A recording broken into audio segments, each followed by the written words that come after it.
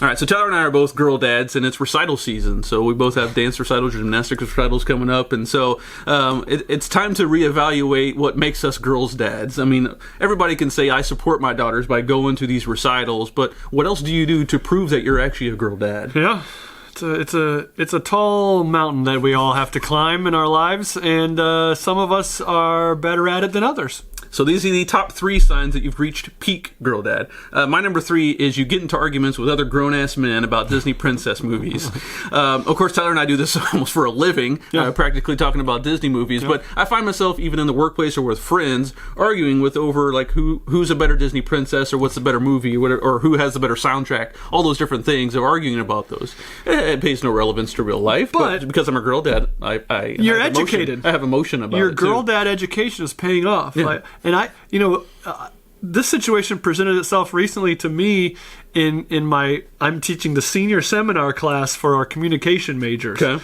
Right? And so when you start to get into communication research, sometimes you go into like the movie world and see how Disney's a very common theme of how they portray characters. It's pretty researched, I guess I would say. So I'm sitting there arguing in class with one of the students. I'm like, whoa, Aladdin, he doesn't turn into a monkey, especially when he's trying to go after Jasmine. Right? So I'm getting into these arguments about, but I'm well versed now. Exactly. I'm educated. I'm in the girl dad mode.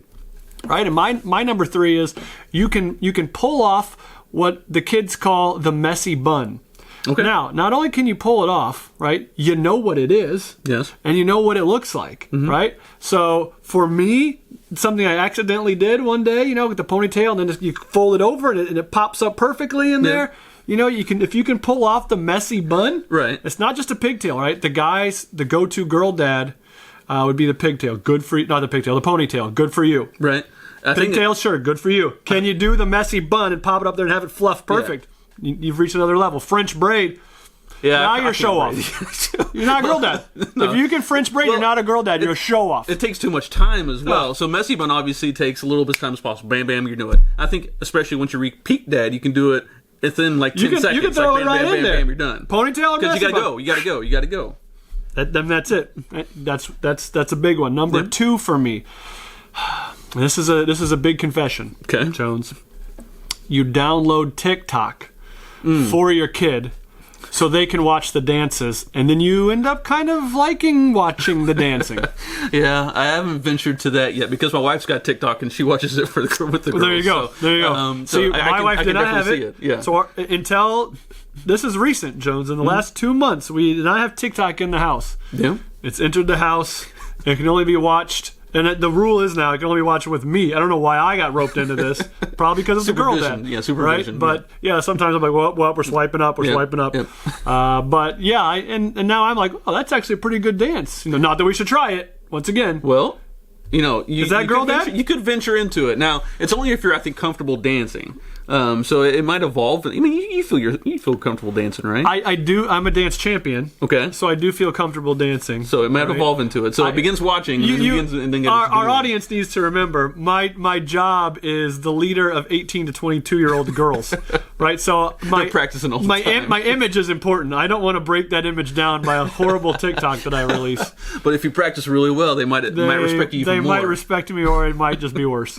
My number 2 is not respectable at all, and that you catch yourself singing to the Kids Bop version of a vulgar song, not the original. The non-explicit the lyrics? Non-explicit, exactly. And you catch yourself singing it. So, for example, like a Drake song where he's doing the MFs and everything like that, but you catch yourself doing the Kids Bop version. And so that's, even in the car by yourself, that's when you know you've gone peak girl dad. So instead of an MF, you're dropping like, butterfly exactly. and honey.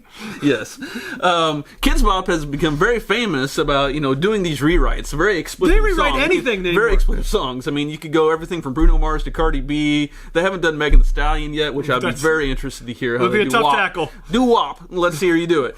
But still, Kids Bop, they do a really good job, I will say. It is catchy, and it gets stuck in your head, and that's the reason why you sing it instead of the vulgar version, I think. And so, your kid's a little older than my daughter, so we're venturing in now to Kids Bop. Like, it's happening. It's being requested on the Alexa. Yeah. So, I'm going to be behind you probably singing the unexplicit Kids Bop versions. My number one, it's just happened this weekend, is Pete Girl Dad when you get compliments on how well your nails are done at the grocery store. Because my girls did my nails over the weekend. Your nails? My nails. The girls did my nails, and I went to the grocery store, and of course they were painted with polish all over the nails, and said, "Oh, I like your nails. You must have girls at home." Yes, I do. So that's different. I think a typical easy answer would be you let kids put makeup on you and everything. You haven't reached Girl Dad yet. Well, yeah, that's just part of the job. That's just a home. Yeah, you don't go out in public with it to actually put nail polish on at the grocery store.